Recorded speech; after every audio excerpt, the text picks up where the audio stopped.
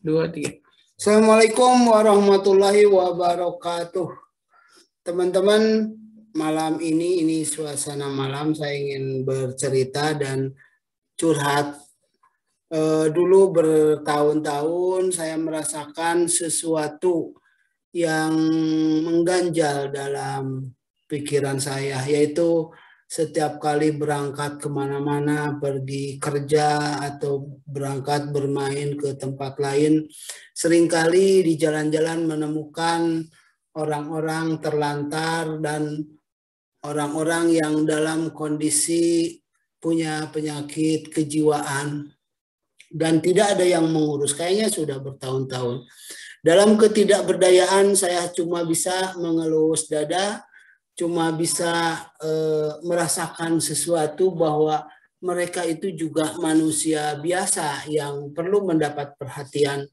Dan mungkin keluarganya juga tidak berdaya. Sama kayaknya tidak ada orang yang tidak terenyuh. Tapi mungkin kondisinya sama dengan saya dalam keadaan ketidakberdayaan. Situasi itu atau perasaan itu terus ditemukan dan terus dirasakan dan terus juga dengan ketidakberdayaan. Dalam ketidakberdayaan itu saya pernah posting dalam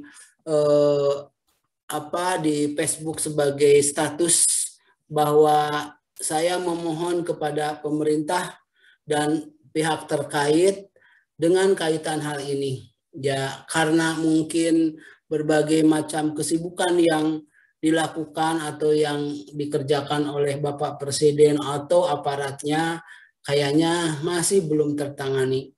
Akhir-akhir ini suratnya tertulis tanggal 24 November 2019. Itu dari sebelumnya saya sudah rasakan kondisi seperti itu. Saya bacakan suratnya.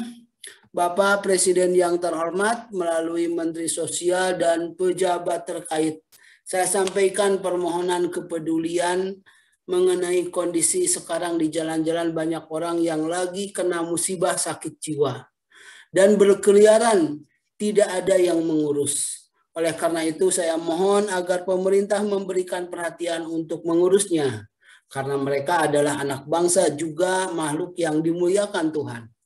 Agar tidak memperburuk citra Indonesia seperti yang kita tahu dalam pasal 34 Undang-Undang 1945 ayat 1, 2, dan 3. 1. Bahwa fakir miskin dan anak-anak yang terlantar dipelihara oleh negara. 2. Negara mengembangkan sistem jaminan sosial bagi seluruh rakyat Indonesia dan memperdayakan masyarakat yang lemah dan tidak mampu sesuai dengan martabat dan kemanusiaan. Demikian permohonan saya, atas perhatiannya kami sampaikan terima kasih. Barangkali surat saya seperti itu.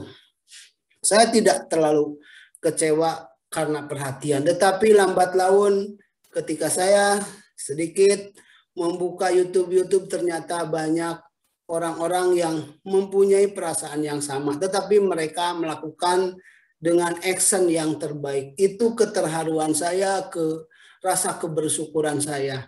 Yang alhamdulillah hampir setiap orang yang berjiwa sosial yang ditampilkan di YouTube saya tonton. Dan setiap itu pula saya merasakan betapa orang itu sangat mulia. Dia merasakan sesuatu tetapi juga melakukan sesuatu. Dan saya doakan mereka dalam keadaan baik, dalam keadaan dilindungi oleh Allah, disejahterakan, dan dimuliakan oleh Allah. Salah satu yang saya kenal, yang saya tonton di media sosial, salah satunya YouTube, yaitu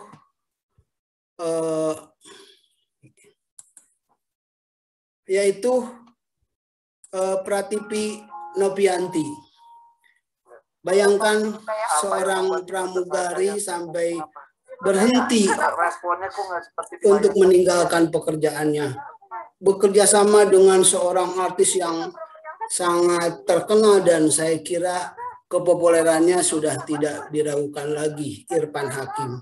Ini adalah sesuatu yang membanggakan. Saya doakan mereka dan siapapun yang mempunyai kepedulian itu mendapat kebaikan dan berpahala di sisi Allah. Dan nama lain juga yang saya temui,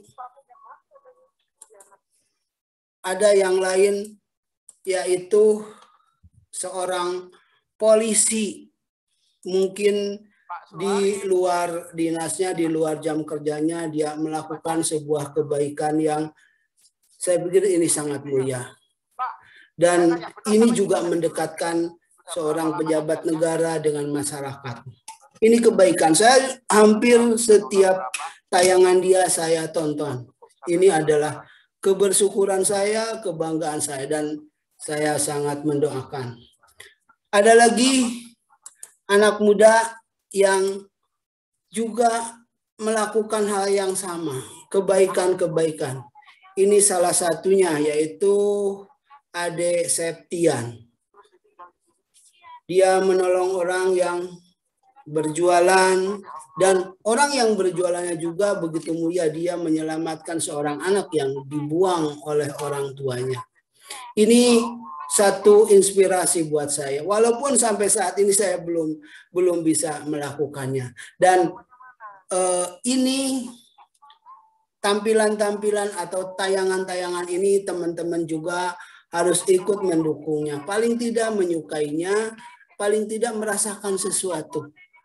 Merasakan sebuah kebahagiaan yang sudah dilakukan oleh orang lain. Jangan sampai kita nggak peduli sama sekali. Kalaupun kita tidak bisa melakukan secara perbuatan, tetapi secara hati kita harus mendukung. Dalam kesendirian kita juga bisa berdoa. Ini barangkali curhat saya malam hari ini. Mudah-mudahan memberikan inspirasi buat teman-teman dan juga menjadikan kemajuan bagi negeri kita, negeri tercinta, dan kita semua dalam melaksanakan puasa ini betul-betul